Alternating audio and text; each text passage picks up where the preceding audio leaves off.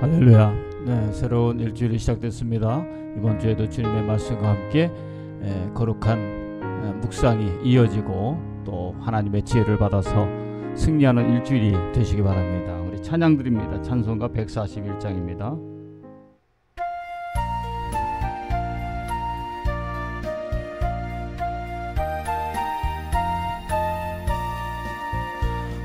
호산나 호산나 다 노래 부른다.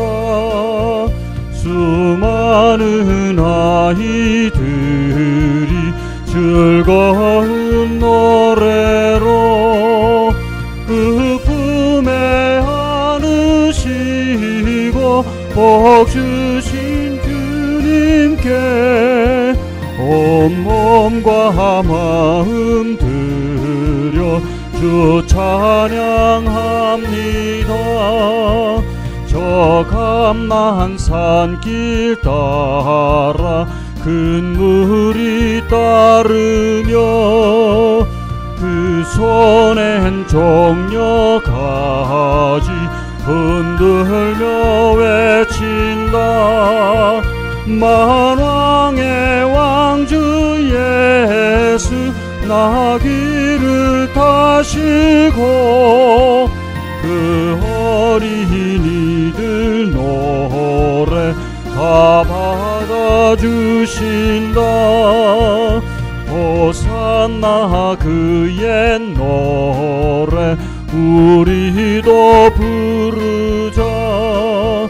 주 예수 우리 구주 우리의 전능왕 온 몸과 마음 다해 목소리 높여서 영원히 기쁜 노래 주 앞에 드리자.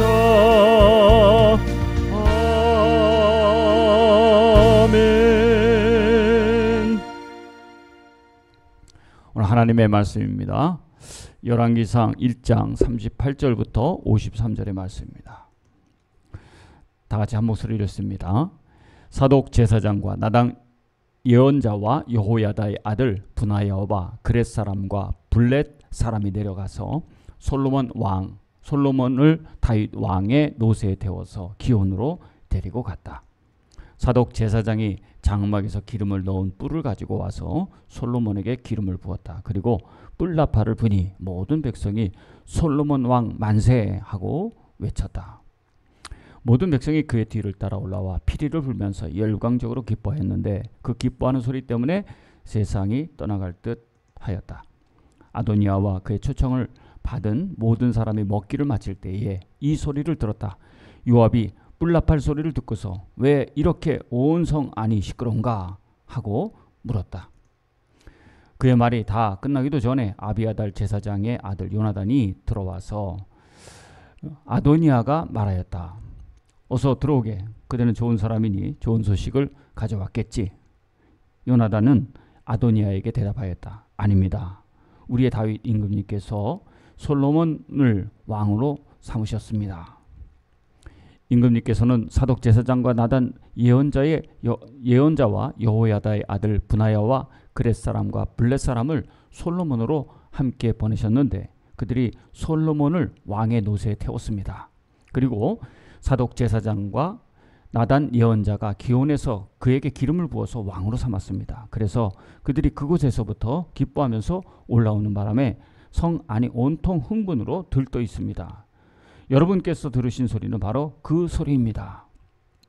솔로몬이 임금 자리에 앉았으며 임금님의 신하들도 들어와서 우리의 다윗 임금님께 축하를 드리면서 임금님의 하나님께서 솔로몬의 이름을 임금님의 이름보다 더 좋게 하시며 그의 자리를 임금님의 자리보다 더 높게 하시기를 바랍니다 하고 축복하였습니다. 임금님께서도 친히 침상에서 절을 하시며 주님께서 오늘 내 자리에 앉을 사람을 주시고 또 이 눈으로 그것을 보게 하시니 주 이스라엘의 하나님께 찬양을 드립니다 하고 말씀하셨다고 합니다. 그 말을 듣고 아도니아의 초청을 받아서 와 있던 모든 사람들이 황급히 일어나서 모두 제 갈 길로 가 버렸다. 아도니아는 솔로몬이 두려워서 일어나 가서 제단불을 잡았다. 사람들이 솔로몬에게 말하였다. 아도니아가 솔로몬 임금님을 두려워하여서 지금 제단불을 붙잡고 솔로몬 임금님께서 임금님의 종인 아도니아를 칼로 죽이지 않겠다고 맹세 주시기를 바라고 있습니다. 솔로몬이 말하였다. 그가 충신이면 그의 머리카락 하나도 땅에 떨어지지 않을 것이다. 그러나 그에게서 악이 발견되면 그는 죽을 것이다. 솔로몬 왕이 사람을 보내어 그를 제단에서 끌어오게 하니 그가 와서 솔로몬 왕에게 절을 하였다. 그러자 솔로몬은 그에게 집에 가 있으라고 하였다. 아멘. 네. 오늘 말씀은 솔로몬의 즉위식입니다. 네. 지금의 상황은 아도니아라고 하는 다윗의 세 번째 아들이 먼저 반란을 일으키고 자기가 왕위를 이어받으려고 왕위 즉위식을 사실 하고 있었어요. 자기들끼리. 거기에는 아비아달 제사장도 있었고 또 다윗의 충성스러운 장군, 그의 그 사촌인 요압이라고 하는 장군도 있었습니다. 그러나 그 동시에 정말 노쇠해서 이제는 말년에 정치를 제대로 잡지 못하고 있는 다윗 왕이 그래도 정신을 차려가지고 이렇게 해서는 안 되겠다 하고 하나님께서 먼저 지정해 주신 솔로몬을 왕으로 삼는 즉위식을 동시에 이제 거행하고 있습니다. 먼저 아도니아가 먼저 즉위식을 하고 있었는데 이것은 불법이죠. 불법. 왕의 윤호도 받지 아니하고 자기들끼리 모여서 하는데 거기에 사람들의 세력을 규합해가지고 데리고 있었던 것이죠. 이런 상황에서 솔로몬을 왕으로 삼는 일들이 동시에 일어나게 되었는데 이제 판세는 정신을 차려서 다윗이 이것을 제대로 잡아야 되겠다 하고 이 즉위식을 시행하면서 이제 똑바로 되어지기 시작하는 것입니다. 자, 이 즉위식이 오늘 우리에게는 무엇을 말해줄 수 있을까 하는 점들을 같이 한번 묵상해 보면서 하나님은 어떤 분이신가 하는 것들을 다시 발견해 보기를 원합니다. 솔로몬은 누구냐 하면 바로 밧세바, 우리아의 부인이었던 밧세바. 그 목욕하는 모습을 보면서 반해서 죄로 탐심으로 얻었던 아내였죠. 그러나 하나님께서 그를 나무라시고 나단 선지자를 통해서 죄악을 고백하게 했습니다. 전심으로 고백했던 다윗은 자신이 잘못했던 것을 언제 하나님께 고백을 했습니다. 그런데 자기의 정말 사랑하는 부하 우리아라고 하는 장군의 아내를 자기의 아내로 삼았었던 다윗을 그 다윗하고 밧세바 사이에 낳은 아들이 솔로몬이잖아요. 근데 어떻게 보면 죄 가운데 정말 탐심으로 남의 아내를 빼앗아서 데리고 있었던 다윗의 그 괘씸한 죄를 생각하면 그의 아들을 이스라엘의 다윗 왕 다음에 왕으로 삼는다는 것은 어떻게 보면 이치에 맞지 않다라고 생각할 수 있어요. 그죠? 그런데 하나님께서는 오히려 밧세바라고 하는 그 아들을 솔로몬을 왕으로 세우는데 하나님께서 주저하지 않으셔요. 그리고 그의 명령을 이어받아서 아도니아가 지금 찬탈을 해가지고 자기가 왕이 되었다고 선포하는 즉위식을 하고 있는 과정에서 다윗이 솔로몬을 자기의 다음 후계자의 왕으로 세웠다는 것은 이게 어떻게 될 줄 모르는 일이에요. 거기에는 지금 많은 사람들이 넘어가 있어요. 아도니아의 측근에는. 그래서 자기의 사랑했던 장군 요압도 가 있고 또 제사장도 가 있다는 것은 이게 정치와 종교 또 군사까지도 함께 지금 잡고 있다 이렇게 볼 수도 있는 형편입니다. 그리고 그런 형편에도 불구하고 다윗은 하나님의 뜻을 그대로 이어받아서 솔로몬을 자기의 다음 후계자 왕으로 지금 즉위하고 있다는 것은 어떻게 보면 모험일 수도 있어요. 그러나 이것은 하나님 뜻을 지켜야 되겠다고 하는 다윗의 충성심을 볼 수가 있는 것입니다. 하나님께 대한 충성심이죠. 그리고 하나님께서 예비하신 자는 아도니아가 아니라 자기의 이익을 위해서 하나님의 뜻을 저버리는 그런 얄팍한 삶을 살지 않았던 다윗은 용납할 수가 없었던 것입니다. 내가 죽으면 죽더라도 하나님께서 세우신 왕을 나 다음에 후계자로 삼아야 되겠다라는 결심으로 좀 정신을 차리고 노년에 자기의 다음의 왕위를 솔로몬에게 즉위하고 있는 것입니다. 예, 이렇게 본다면 지금 이때는 풍전등화 같은 모습이고 즉위식은 참 영광스럽고 또 화려하고 그러지만 그 이면에는 굉장한 어떤 압력과 또 아주 난세의 그런 뭐랄까요, 긴장이 흐르는 그런 가운데 솔로몬의 왕위 즉위식이 진행되고 있다는 사실입니다. 두 번째는 아도니아가 다윗의 셋째 아들입니다. 그래서 사실 첫째도 죽었고 둘째도 죽어서 실질적으로는 장난감 같은 모습이니까 내가 이제는 왕이 돼도 되겠다라고 생각해서 아도니아가 사람들을 꾀가지고 그곳에서 지금 왕위 즉위식을 하고 있는 것입니다.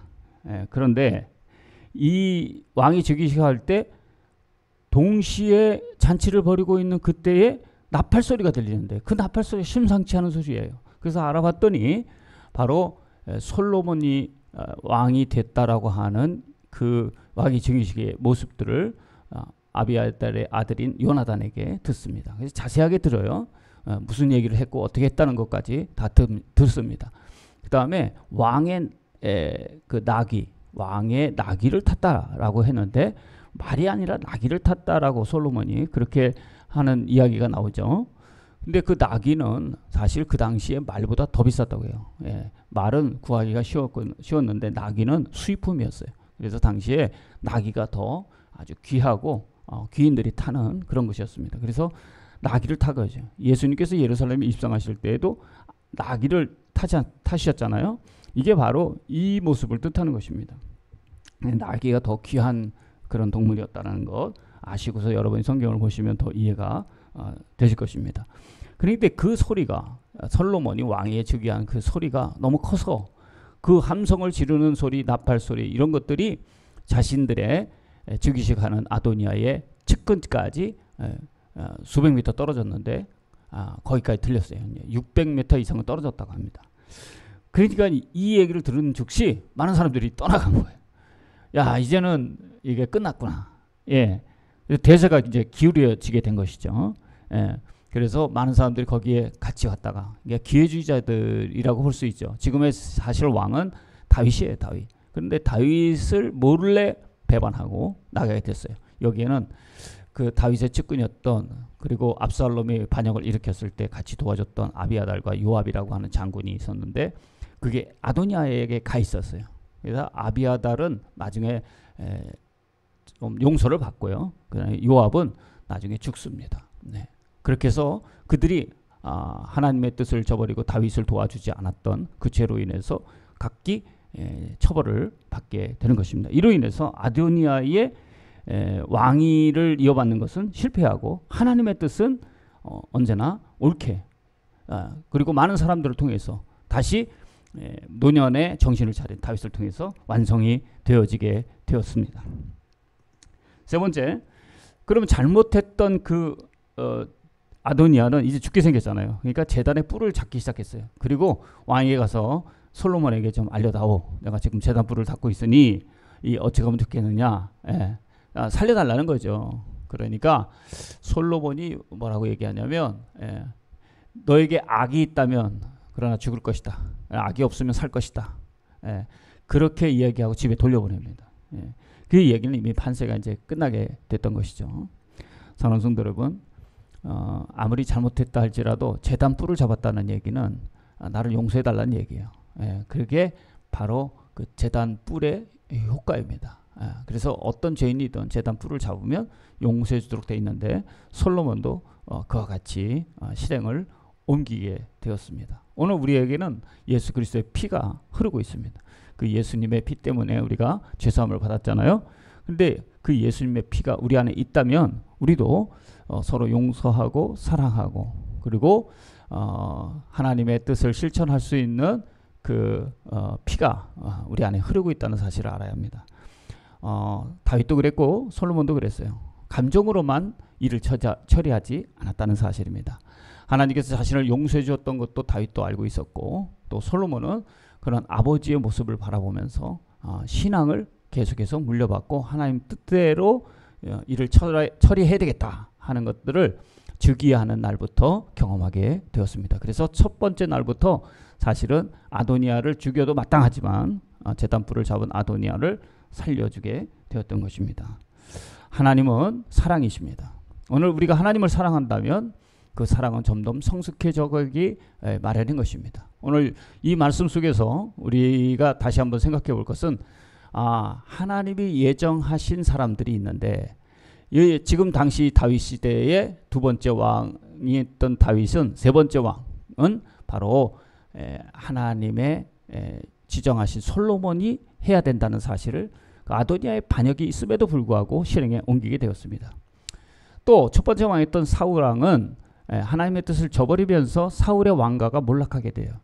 그 다음에 하나님께서 하나님을 지극히 사랑하고 항상 하나님의 말씀대로 충실스럽게 잘했던 겸손한 다윗은 왕에 있게 됐고 그의 아들이 왕을 물려받게 되었습니다. 이처럼 세상은 우리의 뜻대로 되는 게 아니라 하나님의 뜻대로 되어진다는 사실입니다. 그래서 오늘 말씀은 하나님의 말씀은 영원하고 어떤 상황에도 하나님의 말씀은 이루어진다는 사실입니다. 우리가 알 것은 그거예요.